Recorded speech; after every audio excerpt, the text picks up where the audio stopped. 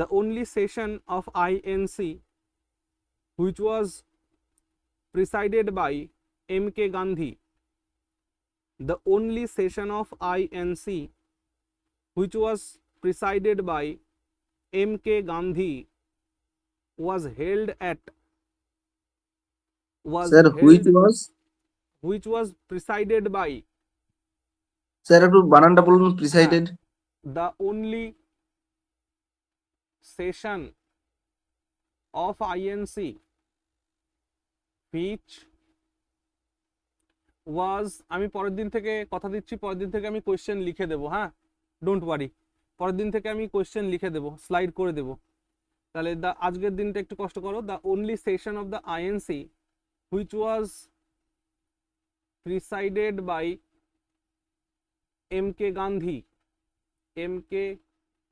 Gandhi, okay, was held at, Belgaum session হ্যাঁ, was held at 1923 হ্যাঁ 24 হ্যাঁ 1924 সাল। 1924 বেলগাঁও অধিবেশন। হ্যাঁ, চলো তাহলে কি বললাম, হ্যাঁ, অপশন হচ্ছে কানপুর, অপশন বি হচ্ছে ফাইজপুর, অপশন সি বেলগাঁও। হচ্ছে বেলগাঁও, অপশন ডি হচ্ছে Karachi, Karachi, okay. So the answer will be Belgaum. তাহলে গান্ধীজি একটি মাত্র কংগ্রেস সেশনে প্রেসিডেন্টশিপ গ্রহণ করেছিলেন বা প্রিসাইড করেছিলেন, সেটা হচ্ছে বেলগাঁও সেশন। তো এবার নোট লেখা শুরু করো, কিছু পয়েন্ট আমরা এখান থেকে জানার চেষ্টা করি। ফার্স্ট, যে বেলগাঁও সেশন কোথায়, এটা বেলগাঁওটা, Belgaum session of INC held in 1924 in Karnataka,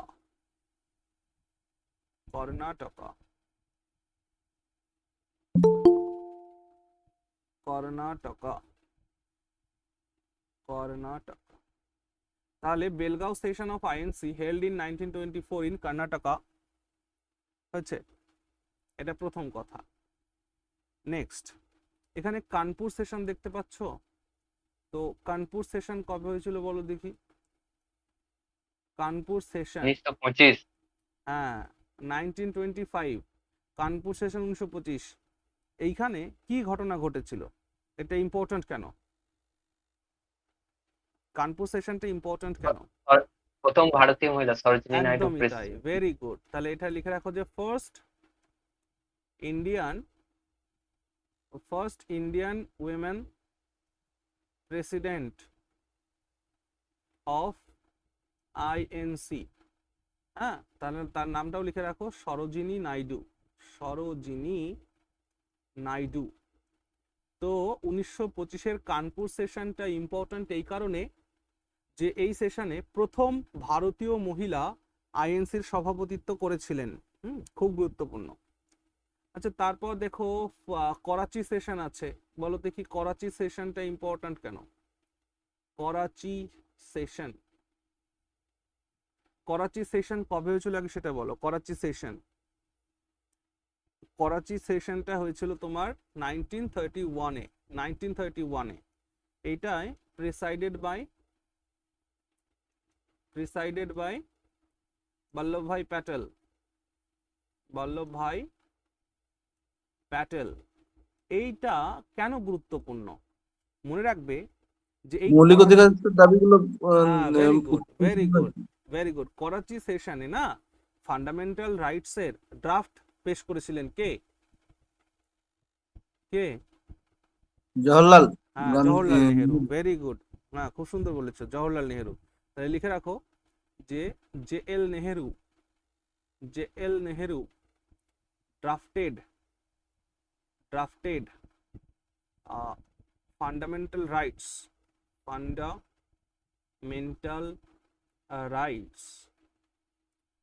in this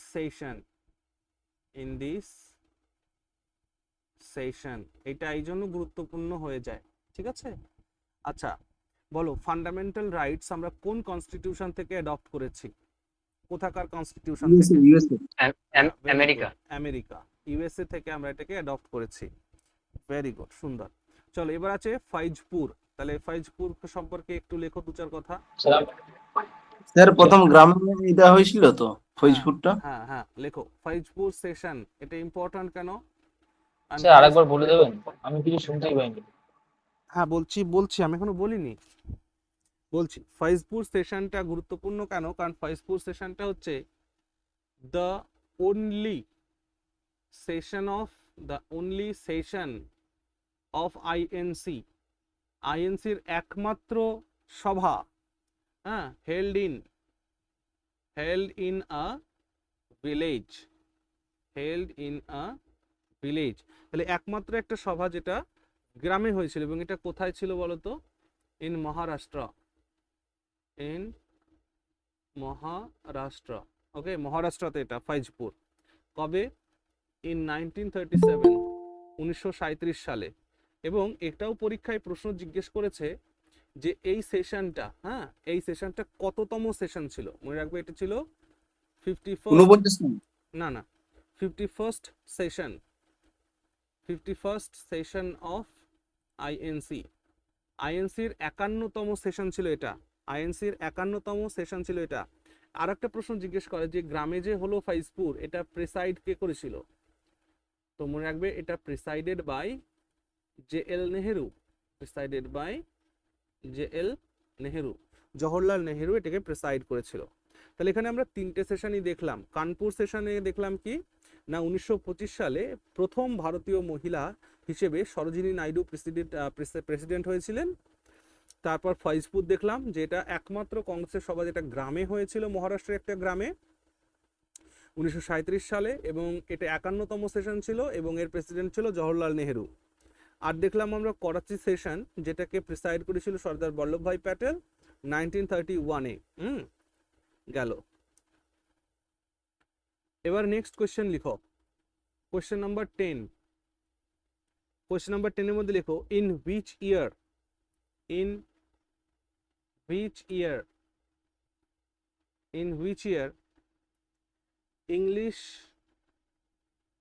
English medium of instruction,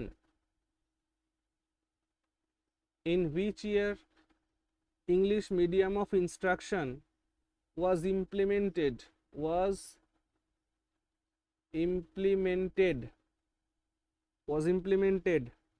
in the education system,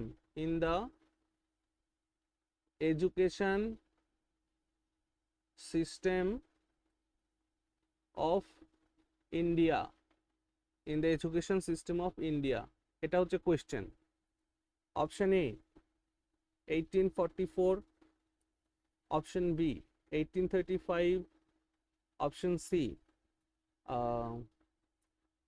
1833, option D 1813। 1844। 1835। একদম ঠিক, 1835। হ্যাঁ, 1844 নয়, 1835। ঠিক আছে, কেন বলো তো? দেখো 1833 সালে কি হয়েছিল? Bentinck charter act. হ্যাঁ সে তো আছেই। Bentinck became the first governor general. Governor general of Bengal নাকি? India. India, first governor general of India, মাথায় রেখো। 1833-এর চার্টার অনুযায়ী বেন্টিংকে প্রথম ভারতের গভর্নর জেনারেল করা হয়েছিল। আর এই বেন্টিং 1833-এর পর তিনি যখন গভর্নর জেনারেল হলেন, তার আগে তিনি যখন গভর্নর জেনারেল অফ বেঙ্গল ছিলেন, তখন তিনি অনেকগুলো কাজ করেছিলেন। কার সহযোগিতায় কাজ করেছিলেন বলো দেখি? দেখলে রাজা রামমোহন রায়। রাজা রামমোহন রায়, ভেরি গুড। হ্যাঁ অবশ্যই, তোমাদের একটা গল্পের মধ্যে আমি বলেছিলাম না যে বেন্টিং মেকলেকে বেশি পছন্দ করতো না, হ্যাঁ স্যার, হ্যাঁ বলেছিলেন। কিন্তু মেকলেকে যেহেতু ব্রিটিশ পার্লামেন্ট প্রতিশ্রুতি দিয়েছিল যে তোমায় একটা ভালো পদ দেব, হ্যাঁ, সেই জন্য ওকে কিন্তু আনা হয়েছিল। নালে বেন্টিং চাইছিল না যে ওর এক্সিকিউটিভ কাউন্সিলের মধ্যে এই ম্যাকলের নামে এই ব্যক্তিটা থাকুক। হ্যাঁ, যাই হোক, পরবর্তীকালে আবার সম্পর্ক ঠিক হয়েছিল। তাহলে দাদা ম্যাকলে কে 1800 ছিল? হ্যাঁ বলো। ম্যাকলে কে ছিল দাদা? হ্যাঁ, ম্যাকলে ছিল হচ্ছে ল মেম্বার। এই বেন্টিং এর যে এক্সিকিউটিভ কাউন্সিল ছিল সেখানে ল মেম্বার হিসেবে তাকে আনা হয়েছিল, যে আমাদের ভারতের শিক্ষা ব্যবস্থাটাকে পরিবর্তন করেছিল ম্যাকলে। ওকে, আচ্ছা। মেকলে ইংরেজি শিক্ষা ব্যবস্থা মেকলে ইন্ট্রোডিউস করেছিল, এটা মাথায় রাখবে।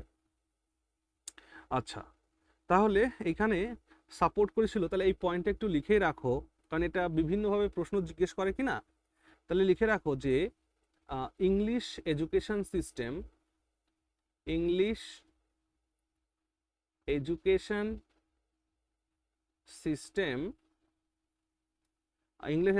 System was introduced by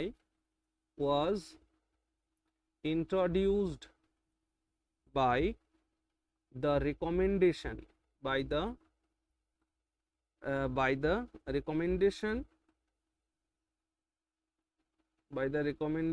of ম্যাকাউলে, আসলে বানানটা MACAULEY, ম্যাকাউলে, হ্যাঁ, with the help of with the help of Raja Rammohan Roy, with the help of Raja Rammohan Roy, রাজা রামমোহন রায়ের সহযোগিতায়, হ্যাঁ, বেন্টিং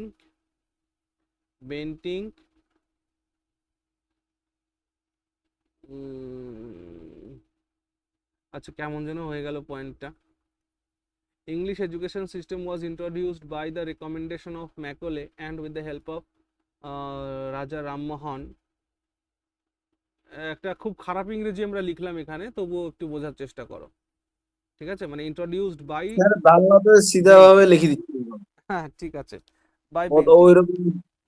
মানে এটা এরকম লিখলে ভালো হতো যে English education system was introduced by lord Bentinck by the recommendation of Macaulay and with the help of Raja Rammohan রায়, এমনটা লিখলে ভালো হতো। মানে এই হ্যাঁ এই হ্যাঁ বেন্টিংটাকে এইখানে দিয়ে দিতে হবে। গেল এটা। তারপরে চলে আসো নেক্সট কোয়েশ্চেনে চলে আসো, কোয়েশ্চেন নাম্বার 11। আমি পরের দিন থেকে কোয়েশ্চেন তুলে রাখবো, হ্যাঁ, আজকে একটু কষ্ট করো। সো মুছে দিলাম তাহলে। হ্যাঁ স্যার। ওকে, কোয়েশ্চেন নাম্বার 11। চলো কোয়েশ্চেন নাম্বার 11-এ লেখো, প্রশ্ন লেখো যে the leader of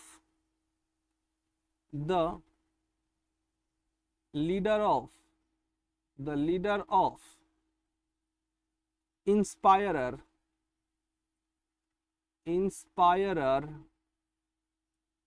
of the বানানটা একবার বলুন। INSPIRER, leader of the inspirer of the young Bengal। তাহলে পরের দিন থেকে এটা আমি লিখে দিলে তোমাদের এটা কষ্ট কম হবে। Young Bengal movement, sir Derozio. হ্যাঁ অবশ্যই, ইন বেঙ্গল বা দরকার নেই, ওয়াজ দিয়ে ড্যাশ দিয়ে দাও। Option A Henry Derozio, option B Rammohan Roy, option C David Hare, আর অপশন ডি আলেকজান্ডার ডাফ।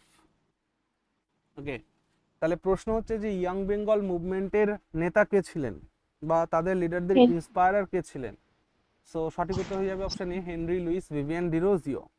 ওকে, কিন্তু এইখানে দেখো তোমরা তিনটে নাম দেখতে পাচ্ছ, রামমোহন রয়, ডেভিড হেয়ার, আর একটা হচ্ছে Alexander Duff.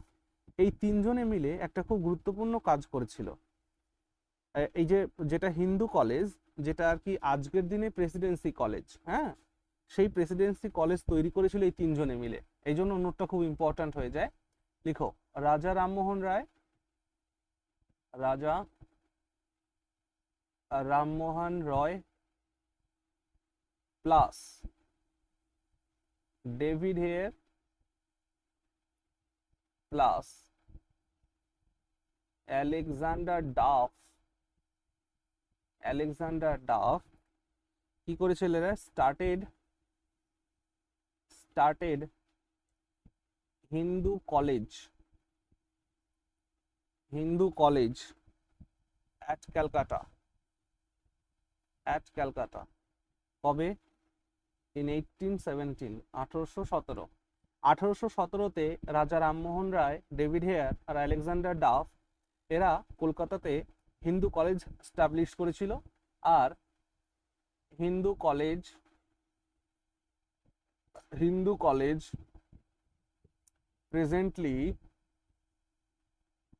presently known as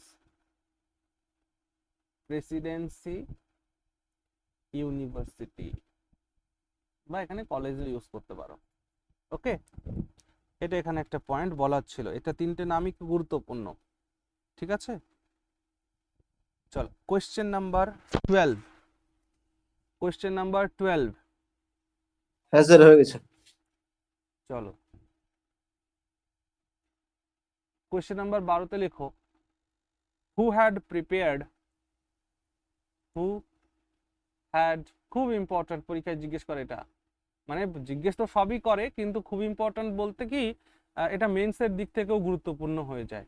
who had prepared the proclamation, হ্যাঁ, বলছি স্যার প্রিপেয়ার্ড স্পেলিংটা একটু বলে দিন না, এটা PREPARD। তাহলে who had prepared the proclamation known as মাহাজার। এই মাহাজারটা আমি তোমাদের পড়িয়েছি। তাহলে who had prepared the proclamation known as মাহাজার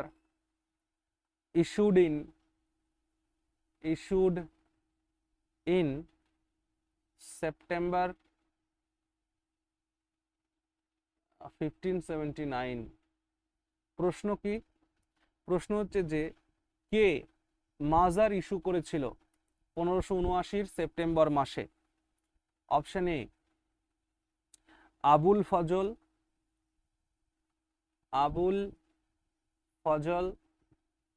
option B Faizi.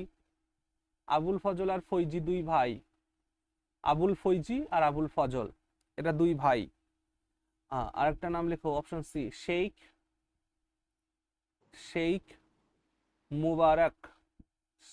Mubarak.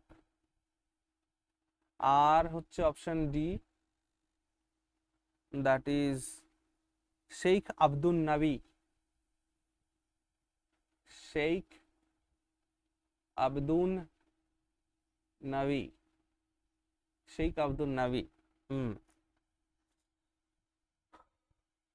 Sir সিটা হবে তো, মানে মুবারকটা হবে না? হ্যাঁ অবশ্যই শেখ মুবারক সঠিক উত্তর হবে, এবার বলো তো মাজারটা কি?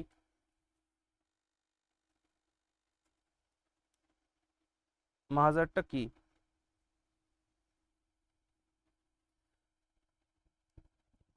আকবর, এরা এই যে কটা নাম দেখতে পাচ্ছ, এরা প্রত্যেকেই আকবরের রাজসভায় সেই নবরত্ন হিসাবে ছিল। হ্যাঁ, তো আকবর একটা ধর্মমত চালু করেছিল না, কি নাম তার? দিন ইলাহি। হ্যাঁ, দিন-ই-ইলাহি।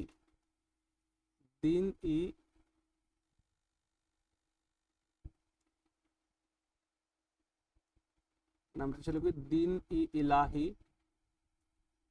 এই দিন-ই-ইলাহি, এই যে মাহাজারটা হচ্ছে এই দিন-ই-ইলাহিরই সম্পর্কে একটা ব্যাখ্যা, বুঝতে পারছো? মানে দিন-ই-ইলাহি আকবর এটা তৈরি করলো, এই জিনিসটা কি এটা সকলকে জানানোর জন্য একটা মিটিং ডেকেছিল।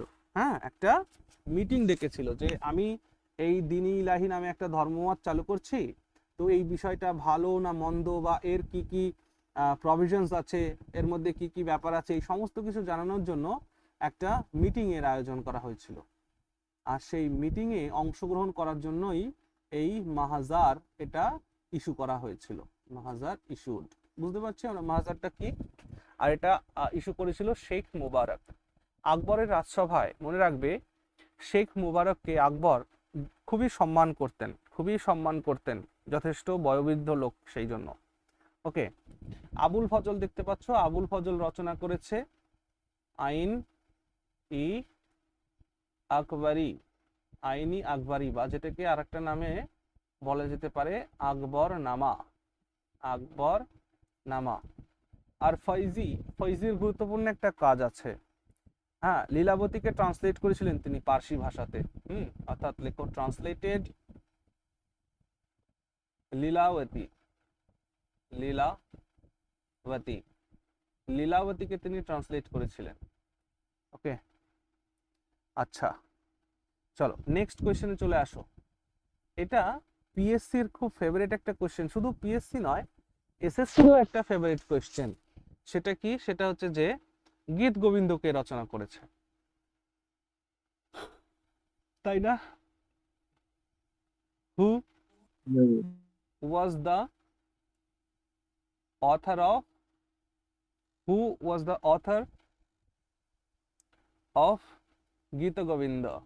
গীত গোবিন্দ, গীত গোবিন্দ কার রচনা? এটা প্রত্যেকের ফেভারিট কোয়েশ্চেন, মনে রাখবে। জয়দেব, জয়দেব, হ্যাঁ জয়দেব। ওকে, আচ্ছা চলে আসো নেক্সট কোয়েশ্চেনে চলে আসো। 14 নাম্বার কোয়েশ্চেনে চলে আসো, লেখো। আচ্ছা, এটা না লিখলেও তোমরা নিজেরাই বলতে পারবে। মুদ্রা রাক্ষস কার লেখা?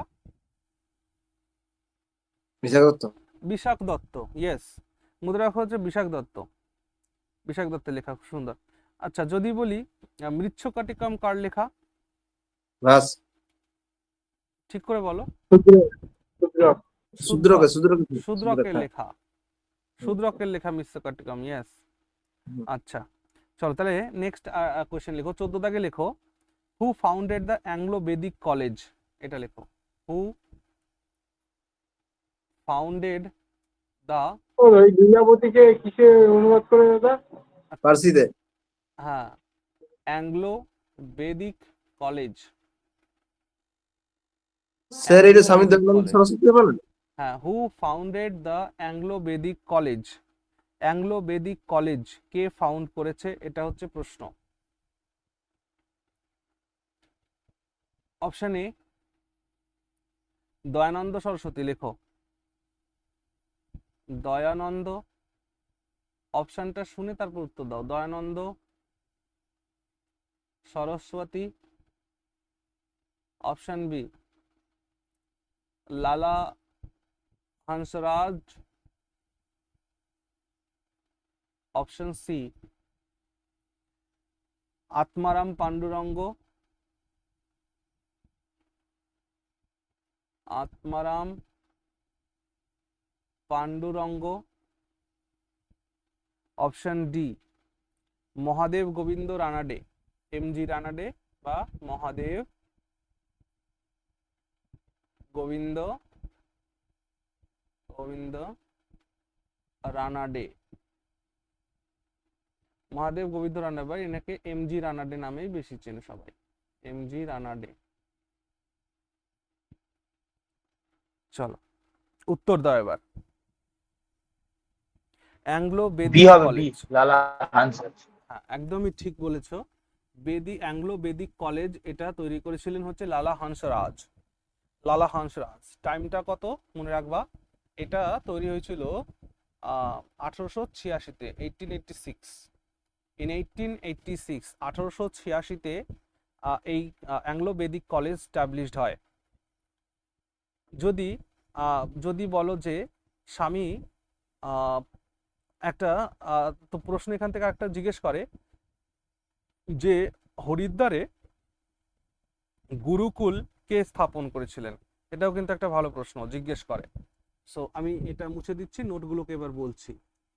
তাহলে একটা প্রশ্ন জিজ্ঞেস করে যে হরিদ্বারে গুরুকুল, গুরুকুল ইন হরিদ্বার, ইন হরিদ্বার, হরিদ্বারে গুরুকুলকে এস্টাবলিশ করেছিল। এটা এস্টাবলিশ করেছিল মনে রাখবে স্বামী শ্রদ্ধানন্দ, স্বামী শ্রদ্ধা DDH, স্বামী শ্রদ্ধানন্দ, স্বামী শ্রদ্ধানন্দ। আচ্ছা, এরপর আমাদের অপশনে আর কি ছিল যেন, এমজি রানাডে। এমজি রানাডে কি করেছিল বলো দেখি? এমজি রানাডে পুনা সার্বজনিক, পুনা সার্বজনিক সভা, পুনা সার্বজনিক সভা এস্টাবলিশ করেছিল 1870-তে। আর কি ছিল অপশনে? দয়ানন্দ সরস্বতী। দয়ানন্দ সরস্বতী কি করেছিলেন? দয়ানন্দ, আর্য সমাজ প্রতিষ্ঠা করেছিলেন। হ্যাঁ, সরস্বতী তিনি করেছিলেন হচ্ছে আর্য সমাজ, আর্য সমাজ। তো আর্য সমাজ এস্টাবলিশ করেছিলেন, আর্য সমাজ কবে? পরীক্ষা জিজ্ঞেস করে এই সালগুলো, যেটা আমি সাল লিখছি সেটা মনে রাখবা, 1875-এ। আর আত্মারাম পাণ্ডুরঙ্গ থাকলো, আত্মারাম পাণ্ডুরঙ্গ।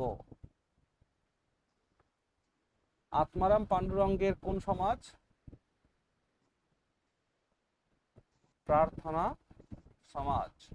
এটা কবে? 1867, 1867। ঠিক আছে,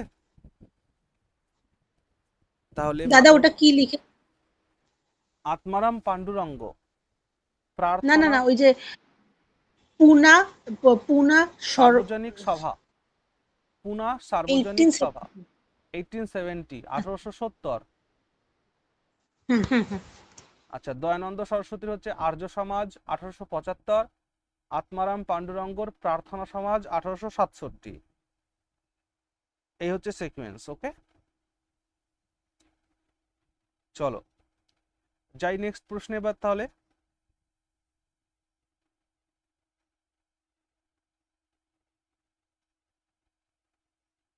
হ্যাঁ দাদা। ওকে, কোশ্চেন নাম্বার কত হবে? 15 স্যার। হ্যাঁ, 15। কোশ্চেন নাম্বার 15-এ লেখো, হু among the following Indian personalities, who among the following Indian personalities, who among the following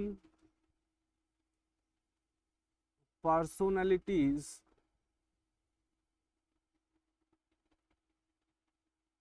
is The Indian also, personality. is also known as Young Turk, Young Turk, যুব তুর্কি নামে কে পরিচিত? Option A Bhagat Singh, Bhagat Singh. Option B Chandrashekhar Azad, Chandrashekhar Azad. Option C BG Tilak. আর option D হচ্ছে লালা লাজপত রায়, লালা লাজপত রায়। চলো এইটার মধ্যে উত্তর বলো, ইয়াং টার্ক নামে কে পরিচিত ছিল? ভগৎ সিং। যুব তুর্কি না, চন্দ্রশেখর আজাদ। হ্যাঁ, ইয়াং টার্ক নামে পরিচিত ছিলেন চন্দ্রশেখর আজাদ। তেমনি ভগৎ সিং কি নামে পরিচিত ছিল বলো? শাহিদে আজম। ভগৎ সিং এর যে উপনাম সেটা হচ্ছে কি? সেটা হচ্ছে শাহিদ, শাহিদে আজম। এগুলো উপনাম আর কি। ইয়াং টার্ক উপনামটি ছিল কার? চন্দ্রশেখর আজাদের। ভগৎ সিং এর উপনামটি কি ছিল? শাহিদে আজম। বিজি তিলকের উপনাম কি ছিল? বালাজি। লোকমান্য। বিজি তিলকের উপনাম কি ছিল বলো? লোকমান্য। আর লালা লাজপত রায়ের পাঞ্জাব কেশরী। পাঞ্জাব কেসরি। কেসরি। পাঞ্জাব কেশরী। আচ্ছা, আর মহামান্য নামে কে, মহামান্য কার ইয়ে ছিল, উপনাম ছিল? মহামান্য, মহামান্য কার উপনাম ছিল? মদন মোহন, মদন মোহন, মালব্য। হ্যাঁ মদন মোহন মালব্য। ওকে, এইটা উপনামগুলো, এটা মনে রেখো, পরীক্ষায় জিজ্ঞেস করে উপনাম থেকে। চলো নেক্সট কোয়েশ্চেন, চলো 16 নাম্বার নোট হয়েছে? দাদা একটু একটু হ্যাঁ স্যার। চলো চলো।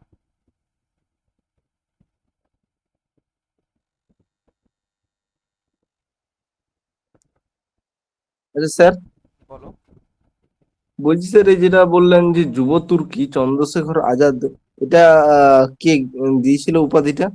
এটা আমি জানি না ভাই, মানে ও। কত কিছু যে মাথায় ঢোকাবো এটাই বুঝতে পারি না, এই জন্য সব ভুলে যাই, মাথায় থাকে না, থাকলে তো আমি বলেই দিতাম, বুঝতে পারছো?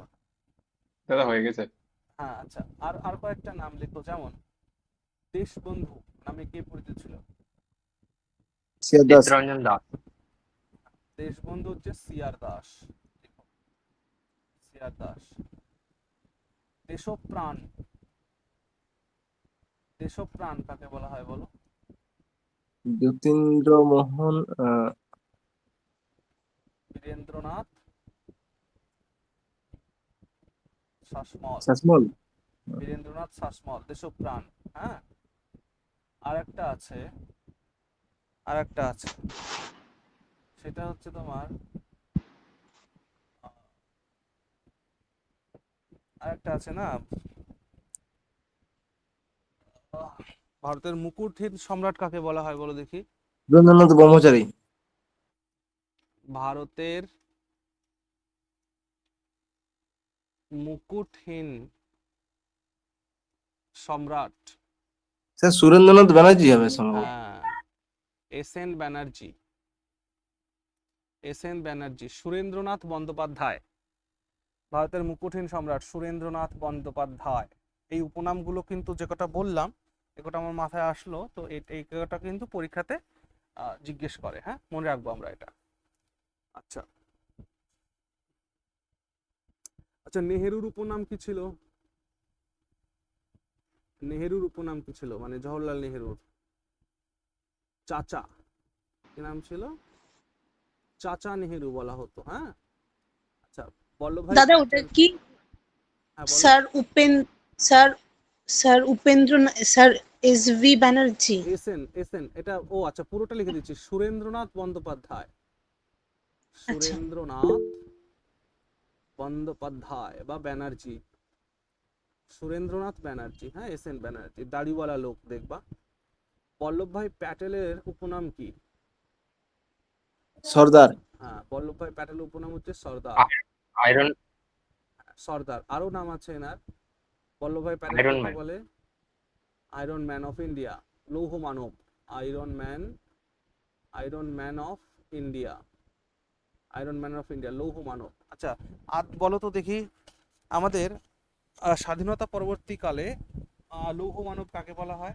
তিনি একজন রাজনৈতিক নেতা, কে সে? রাম উল্লাস পাসওয়ান। আডবাণী আডবাণী। হ্যাঁ, নেই, এল কে আডবাণী, ইয়েস, আডবাণী আডবাণী আডবাণী। এল কে আডবাণী। এল কে আডবাণী গুরুত্বপূর্ণ কেন? ভারত রত্ন রথযাত্রা পেয়েছে। দিন। হ্যাঁ, 2024-এ, 2024-এ তিনি ভারতরত্ন পেয়েছেন, ভারত রত্ন, ভারত রত্ন পেয়েছেন। তিনি কে ছিলেন বলো দেখি?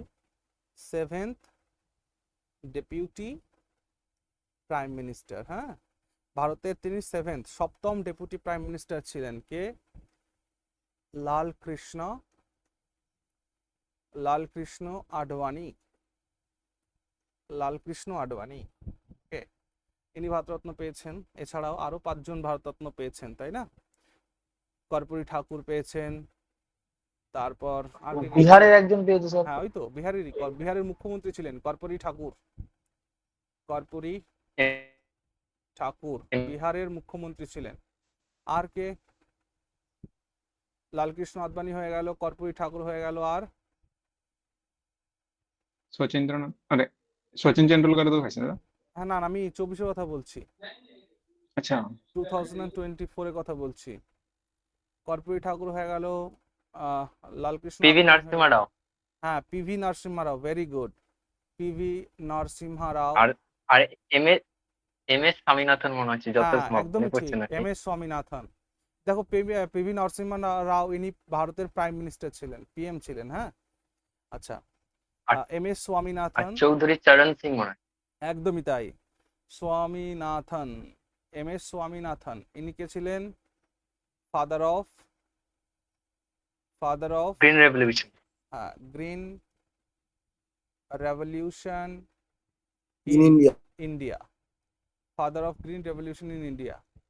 আচ্ছা, আর আর আর আর আর কি যেন নামটা বললে?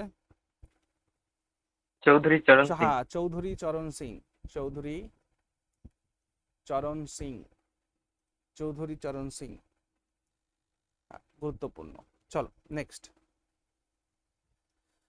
তাহলে আচ্ছা বলো দেখি, grand old man of India এটা কার উপনাম ছিল? দাদাভাই নওরোজি। হ্যাঁ একদমই তাই, দাদা ভাই নওরোজি। নওরোজি। যদি জিজ্ঞেস করে grand old lady of India, Aruna Asaf Ali.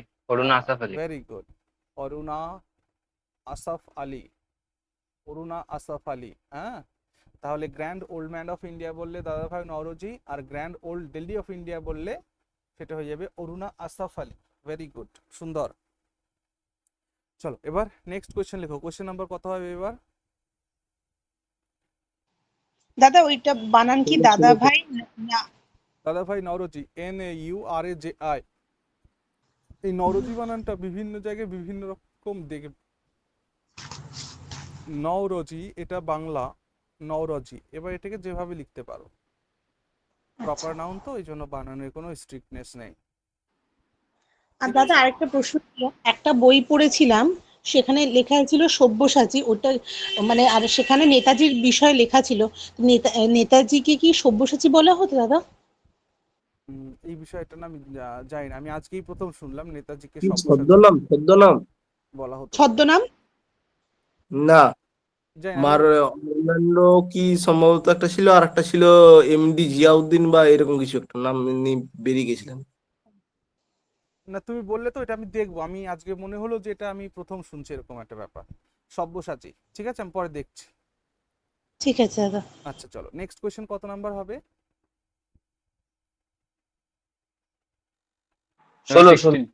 16। চলো 16 নম্বর প্রশ্ন লেখো। The oldest deciphered the oldest deciphered script the oldest deciphered script of the Indian subcontinent Indian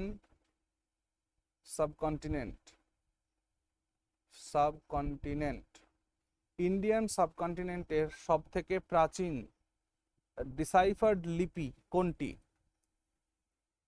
option A অশোকের শিলালিপি। Brahmi, option B Harappan, option C Prakrit, option D Devanagari. Sir Prakrit. ঠিক করে বলো। ব্রাহ্মী লিপি। একদমই ব্রাহ্মী। তাই, ব্রাহ্মী লিপি। মনে রাখবে আমাদের ভারতীয় উপমহাদেশে, হ্যাঁ, সর্বপ্রাচীন ডিসাইফার্ড স্ক্রিপ্ট মানে লিপি, হ্যাঁ, লিপি মানে শিলালিপি নয় কিন্তু, লিপি স্ক্রিপ্ট অক্ষর, সেটা হচ্ছে ব্রাহ্মী লিপি। হ্যাঁ, ওল্ডেস্ট ডিসাইফার্ড, খুব ইম্পর্টেন্ট কোয়েশ্চেন কিন্তু এটা, ব্রাহ্মী লিপি। আর এটা ডিসাইফার কে করেছিল বলো? অশোকের শিলালিপিটাই, তোমরা যেটা বলছো সেটাই। James James Prinsep. Yes, deciphered by James Prinsep. James Prinsep. এটা কবে ডিসাইফার্ড করেছিলেন? এটাও পরীক্ষায় জিজ্ঞেস করে। 1837। হ্যাঁ, 1837। তাহলে অশোকের শিলালিপি যেটা, সেটাই হচ্ছে ব্রাহ্মী লিপি। আর এই ব্রাহ্মী লিপি ডিসাইফার করেছিলেন জেমস প্রিন্সেপ 1837। এই সবকটাই জিজ্ঞেস করে, ঠিক আছে? এবার ঘটনা হচ্ছে যে কোন কোন লিপি এই সময় ডিসাইফার্ড হয়েছে। তো ইতিহাসে মনে রাখবা দাদা, যে, হ্যাঁ বলো। এটা কি লেখা আছে? James James Prinsep, PRINCEP। Prinsep. খরচটি আরামাইক। হ্যাঁ, একদমই তাই। তাহলে দ্য ইনস্ক্রিপশনস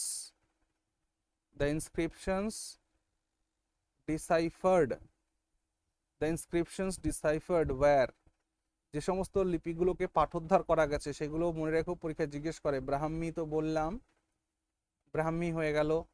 তারপর খরষ্ঠী,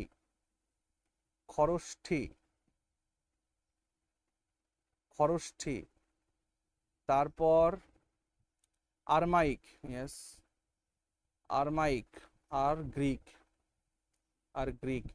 এই কটা, ঠিক আছে? এইখানে পালি ভাষা একটা ব্যাপার দেখো। পালি হচ্ছে একটা ল্যাঙ্গুয়েজ। এই পালি ভাষায় রচিত হয়েছিল বৌদ্ধদের ধর্মগ্রন্থ, সেটার নাম ত্রিপিটক। ত্রিপিটক মানে তিনটে পিটক। পিটক কথার অর্থ কি? ঝাঁপি। হ্যাঁ, ট্রি প্লাস পিটক। তো ট্রি মানে হচ্ছে 3, আর পিটক মানে হচ্ছে বাস্কেট, হ্যাঁ, ঝুড়ি বা ঝাঁপি, যেটাই বলো। 3টি ঝুড়ি। এখন এই 3টি ঝুড়ি কি কি? বিনয় পিটক, সূত্র পিটক, অভিধম্ম পিটক। হ্যাঁ, বিনয় পিটক, তারপর সূত্র পিটক, আর তারপর হচ্ছে অভিধর্ম পিটক।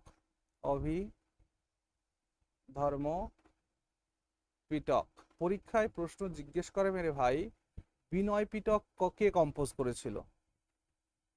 কম্পোজারকে, এখানে আমরা কম্পোজারের নাম লিখব। বিনয় পিটক কে কম্পোজ করেছিল বলতো? উপালি। বিনয় পিটক কম্পোজ করেছিল উপালি। আচ্ছা, সূত্র পিটক কে কম্পোজ করেছিল? আনন্দ, ANANDA, আনন্দ। আর অভিধর্ম পিটক হচ্ছে কে করেছিল বলতো? মোগালিপুত্র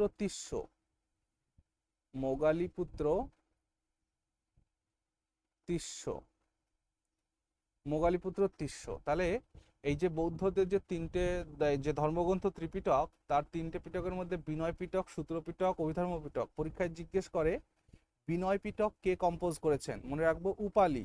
সূত্র পিটক কে কম্পোজ করেছেন? আনন্দ। আর অভিধর্ম পিটক হচ্ছে মোগালিপুত্র তিস্য। ওকে, এটা ইম্পর্টেন্ট ওয়ান। চলো, এটুকু নোট হয়েছে? হ্যাঁ স্যার। আচ্ছা, এরপর স্যার এক মিনিট হ্যাঁ ঠিক আছে, ওকে লেখো। উপালি, তারপরে আনন্দ, তারপরে নাম হ্যাঁ, উপালির পর আনন্দ, তারপর মোগালিপুত্র তিস্য।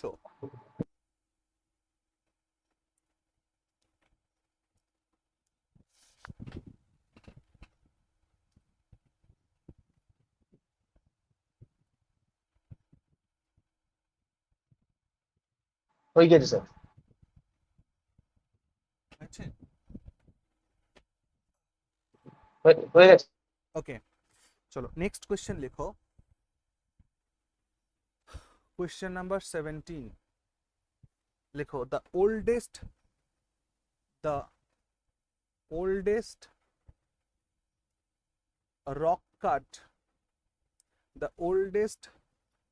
rock cut architecture. The oldest rock cut architecture is found in The oldest rock cut architecture is found in dash. Option A, Rajasthan. Option B, Bihar.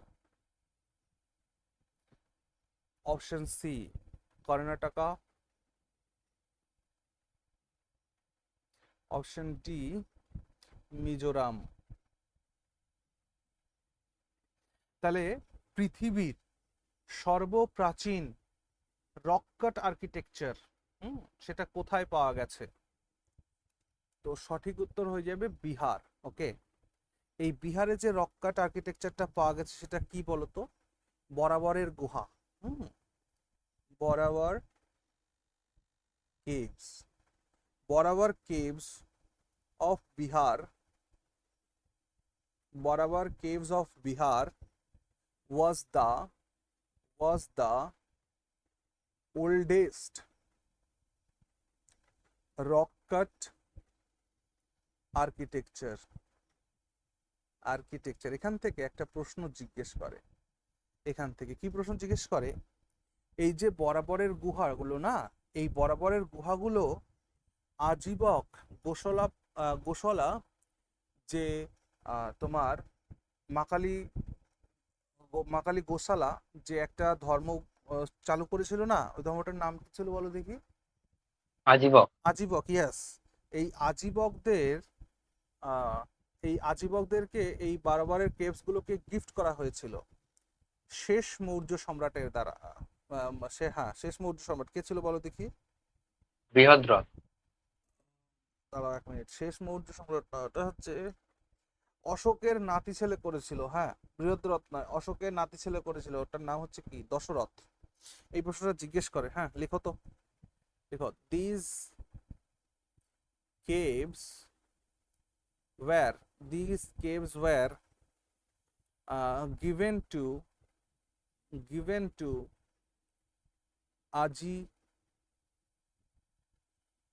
Ajeevika. আমি ভালো করে লিখে দিচ্ছি।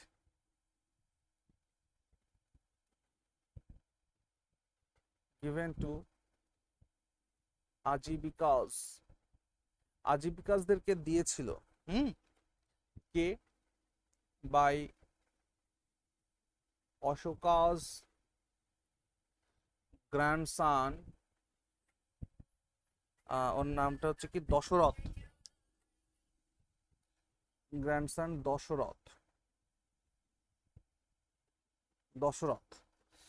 দশরথটা দিয়েছিল। ওকে, চলো নেক্সট কোয়েশ্চেন করি। স্যার দাদা, এটা আজীবিকা কি জে না জি? হ্যাঁ বলো আর একবার, কি বলছো? এই আজি AJIVIKAS, আজীবিকাস, বা ওটাকে আজীবকও বলতে পারো। ঠিক আছে। আজীবিকাসদেরকে দিয়েছিল অশোকের গ্র্যান্ডসন দশরথ। আচ্ছা চলো next question number 18। Question number 18 লেখো।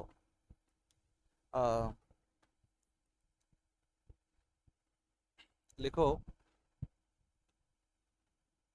who was the leader of the Gadar party? Ghadar পার্টির নেতা কে ছিল? গদর পার্টির নেতা লালা কে ছিল? হরদয়াল।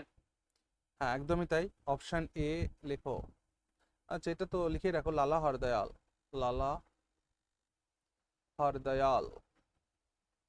মনে রাখবে গদর পার্টি এস্টাবলিশড হয়েছিল কবে? ও তো সবার আগে এই পয়েন্টটা লেখো যে Ghadar party previously known as, বলতে পারো গদর পার্টিকে আগে কি নামে জানা হতো? খুব ইম্পর্টেন্ট কিন্তু, লেখো। স্যার একটা পত্রিকা ছিল। হ্যাঁ, Pacific Coast Hindustan, Pacific Coast Hindustan association. Okay, বাংলায় কি আলাদা নাম দাদা? হ্যাঁ বাংলায় কি আলাদা নাম? বাংলায় এটাই তো হওয়া উচিত, প্যাসিফিক কোস্ট, প্রশান্ত মহাসাগরীয় উপকূলীয় হিন্দুস্তান সংঘ বা এরকম কিছু একটা হবে বাংলায়। বাংলা দরকার নেই, ইংরেজিতে লিখে রাখো ভাই আমার। তাহলে এই যে যে গদর পার্টি, এই গদর পার্টি আগে পরিচিত ছিল প্যাসিফিক কোস্ট হিন্দুস্তান অ্যাসোসিয়েশন নামে। ওকে, এটা মনে রেখো। আর কি, যে গদর পার্টি তো শুরু হয়েছিল কবে? Ghadar party was started in 1913 by লালা হরদয়াল। এখানে আরেকটা পয়েন্ট মনে রাখবে, ইটস ফার্স্ট প্রেসিডেন্ট, এই পার্টির প্রথম প্রেসিডেন্ট কে হয়েছিলেন বলো? এর প্রথম প্রেসিডেন্ট হয়েছিলেন সোহান সিং ভাকনা। সোহান সিং ভাকনা, এই জন্য এনাকে বলা হয় ফাউন্ডার প্রেসিডেন্ট।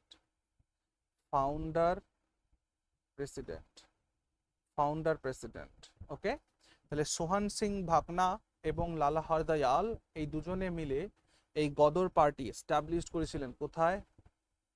সান ফ্রান্সিসকো, ইউএসএ, আমেরিকা। এটা গেল। এখান থেকে আরো কিছু কোয়েশ্চেন জিজ্ঞেস করে যে স্যার? এই, হ্যাঁ, গদর পার্টিতে, বলো বলো। বলছি স্যার, ওরা কি লিখলেন সোহন সিং ভাগনা ফার্স্ট প্রেসিডেন্ট ছিলেন? হ্যাঁ, সোহান, SOHN, সোহান সিং ভাকনা, ইনি ছিলেন ইটস ফার্স্ট প্রেসিডেন্ট। এই গদর পার্টির প্রথম প্রেসিডেন্ট ছিলেন সোহান সিং ভাকনা, এই জন্য এনাকে বলা হয় ফাউন্ডার প্রেসিডেন্ট। ওকে, স্যার ইউএসএ, ওটা কি জাস্ট ইউএসএ লেখা? হ্যাঁ হ্যাঁ, আমেরিকা, সান ফ্রান্সিসকো। ওকে, ওকে। আচ্ছা। এরপর লিডারদের নাম জিজ্ঞেস করে যে এই এর লিডারের নাম কি? তো লিডার্স গুলো একটু লিখে রাখো। লিডার্স অর্থাৎ গদর পার্টির লিডার্স এর মধ্যে কারা কারা ছিলেন? তো মনে রাখবা, গদর পার্টির লিডার্স এর মধ্যে যেমন মৌলভী বরকতুল্লাহ ছিলেন, মৌলভী বরকতুল্লাহ। তারপর তোমার ছিলেন পণ্ডিত কাশিরাম, পণ্ডিত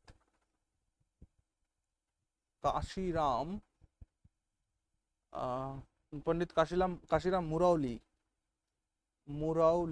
পণ্ডিত কাশিরাম মুরাউলি। আরো ছিলেন বাবা সোহান সিং ভাকনা, এটা তো আমরা দেখেই নিলাম। বাবা, ওই একই কথা, সোহান সিং ভাকনাও যে বাবা সোহান সিং ভাকনাও তাই, সোহান সিং ভাকনা। লালা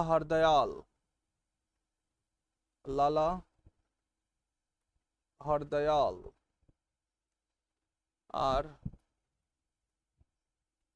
বাবা কেশর সিং থাতগড়, এটাও নামটা মনে রেখো, বাবা কেশর সিং থাটগড়, বাবা কেশর সিং থাটগড়, ইটিসি। এর থেকে না আর একটা প্রশ্ন জিজ্ঞেস করে যে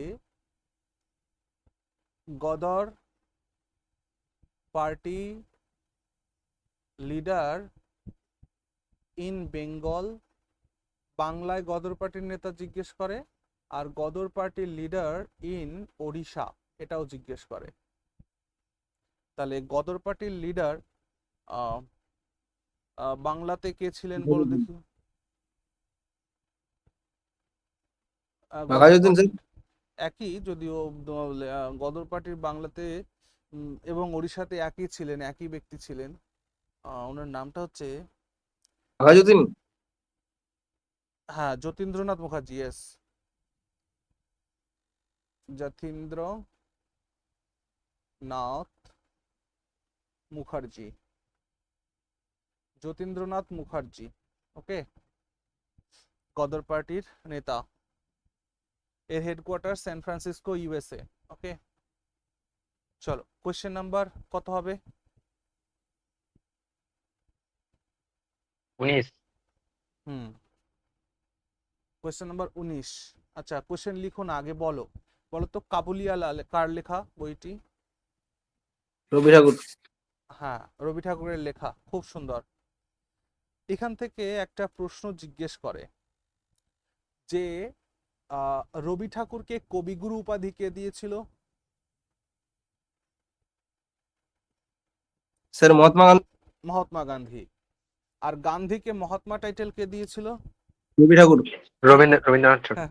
মানে গিভ অ্যান্ড টেক এর ব্যাপার হয়ে গেল না, যে তোমায় একটা দিচ্ছি, হ্যাঁ, একটা give and take. বিনিময় প্রথা। বিনিময় প্রথা। ইয়েস, বিনিময় বিনিময় প্রথা। ঠিক ঠিক, বিনিময় প্রথা। তো এটাই একটা ব্যাপার, ঠিকই বলেছো। তাহলে এটা মনে থাকবে তো সবার, লেখা লাগবে কি যে রবীন্দ্রনাথ হ্যাঁ, ঠাকুরকে লিখে দাও। গুরুদেব উপাধি দিয়েছিল হচ্ছে গান্ধীজি, আর গান্ধীজিকে মহাত্মা টাইটেল দিয়েছিল রবি ঠাকুর। ব্যাস, এটা এটা দাদা লিখে দাও, লিখে দাও। আচ্ছা, তাহলে লেখো যে গুরুদেব টাইটেল, গুরুদেব title to R.N. Tagore, to R.N. Tagore was given by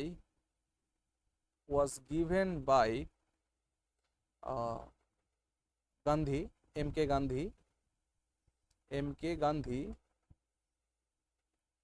R Mahatma title to M.K. Gandhi was given by R.N.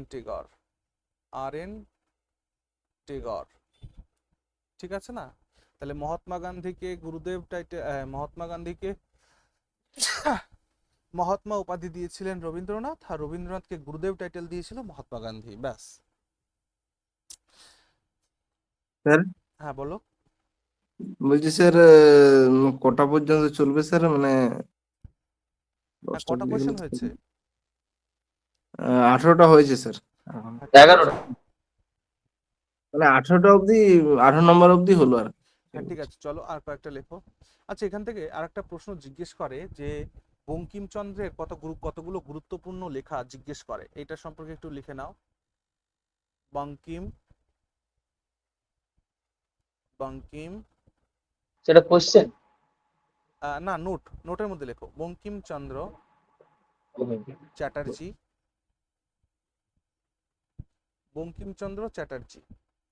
তো বঙ্কিমচন্দ্র চ্যাটার্জির কতগুলো বই আমরা লিখবো এক এক করে। এখান থেকে কতগুলো, তিনটে বই ইম্পর্ট্যান্ট আছে, একটু লিখো। যেমন সবার আগে লেখো দুর্গেশ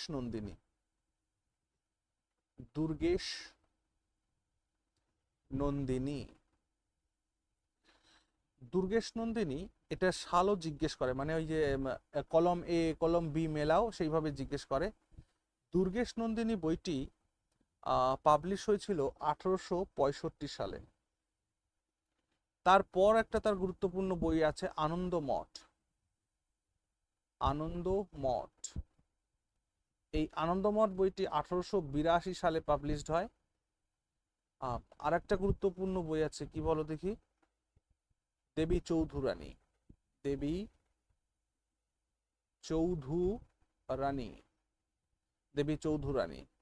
এই বইটি 1884। তাহলে দুর্গেশ নন্দিনী 1865, আনন্দমঠ 1882, দেবী চৌধুরানী 1884। মনে রাখবে আনন্দমঠটা আমাদের ইম্পর্ট্যান্ট হয়ে যায়, কারণ আনন্দমঠের এর যে ব্যাকগ্রাউন্ড, এই যে বইটি, উপন্যাসটি, এই আনন্দমঠ উপন্যাসের যে ব্যাকগ্রাউন্ড ছিল, সেই ব্যাকগ্রাউন্ডটা কি বলতে পারো? আমি তোমাদের পড়িয়েছি কয়েকদিন আগেই। সন্ন্যাসী বিদ্রোহ। ইয়েস, এটা হচ্ছে সন্ন্যাসী মুভমেন্ট বা সন্ন্যাসী রিভোল্ট। সন্ন্যাসী বিদ্রোহ হচ্ছে এর ব্যাকগ্রাউন্ড। এবং এই আনন্দমঠ গ্রন্থের মধ্যেই কি রয়েছে, আমাদের ন্যাশনাল সং রয়েছে, আমাদের ন্যাশনাল সরি ন্যাশনাল সং বন্দে মাতরম। রাষ্ট্রীয় গান রয়েছে, রাষ্ট্রীয় গান। হ্যাঁ, ন্যাশনাল সংই বলা হয় এটাকে। ন্যাশনাল সংটা এর মধ্যে ন্যাশনাল রয়েছে। অ্যানথেম বলে না? না না, ন্যাশনাল অ্যান্থাম জনগণ মন। ন্যাশনাল অ্যান্থেম হচ্ছে Jana Gana Mana. Okay, national anthem আর ন্যাশনাল সং ও দুটোকে আচ্ছা। একটু আলাদা করে মনে রাখবে, ঠিক আছে? National anthem is written by Rabindranath Tagore and national song is written by Bankimchandra Chattopadhyay. হ্যাঁ, তাহলে ন্যাশনাল সং যেটা হচ্ছে বন্দে মাতরম, বন্দে মাতরম, বন্দে মাতরম, এটা এই দুর্গেশ নন্দিনী থেকে আমরা পেয়েছি এবং এটা ভারতের বিপ্লবী আন্দোলনের স্লোগান হিসেবে কাজ করেছে, উদ্ঘোষ হিসাবে কাজ করেছে ভারতীয় বিপ্লবের। হ্যাঁ, এটা খুব ইম্পর্ট্যান্ট, এই পয়েন্টটা থাকলো, ঠিক আছে? চলো আজকে তাহলে এই পর্যন্ত থাক। নেক্সট ডে আমি কি করব, তোমাদের জন্য না স্লাইড করব, কোশ্চেনের স্লাইড করব। তাহলে আজকে এই পর্যন্ত। স্যার আমরা বন্দে মাতরম আনন্দ মঠে হবে না? হ্যাঁ, সে আনন্দমঠই তো বললাম ভাই। ও এই যে ঠিক এটা আছে। এটা এখানেই তো বললাম না, এটা তো আলোচনা করছেন, আনন্দমঠ থেকেই তো পেয়েছি বললাম। ঠিক আছে, চল নেক্সট ডে আমি কোশ্চেন তুলবো তোমাদের জন্য। স্যার আর কালকে বলছি কিন্তু স্যার, তোমাদের সায়েন্সের ক্লাস আছে। হ্যাঁ হ্যাঁ, বলো। হ্যাঁ স্যার বলছি স্যার, ওই যিনি কিছুক্ষণ আগে যে প্রশ্নটা করলো, কি নাম বললো, আরে সব্যসাচী ছদ্মনামটা, ওটা স্যার কিন্তু পেলাম না, আমি পুরোটা খুঁজে দেখলাম কিন্তু পেলাম না কোথাও। ঠিক আছে, ওটা আমি দেখবো, খুনি দেখি। ঠিক আছে, হুম, ওকে স্যার। ঠিক আমি আছে। আমি মনে হয় এটা ক্র্যাক ডাব্লিউবিসিএস এ দেখেছি, যতটা মনে হচ্ছে। হ্যাঁ দেখো, ব্যাপারটা কি, আমি আজ পর্যন্ত কোনো প্রশ্ন বা আমার এটা চোখে পড়েনি, এই জন্য। যদি আমার চোখে পড়তো তাহলে নিশ্চিত আমার মাথায় একটু ক্লিক করতো। হ্যাঁ, এবারের জন্য আমি যেহেতু শুনলাম, তাহলে এটা আমি একটু দেখবো। ঠিক আছে, নেতাজি সুভাষচন্দ্র বোসের ছদ্মনাম কিনা ওটা। ঠিক আছে, ভালো থেকো সবাই, গুড নাইট।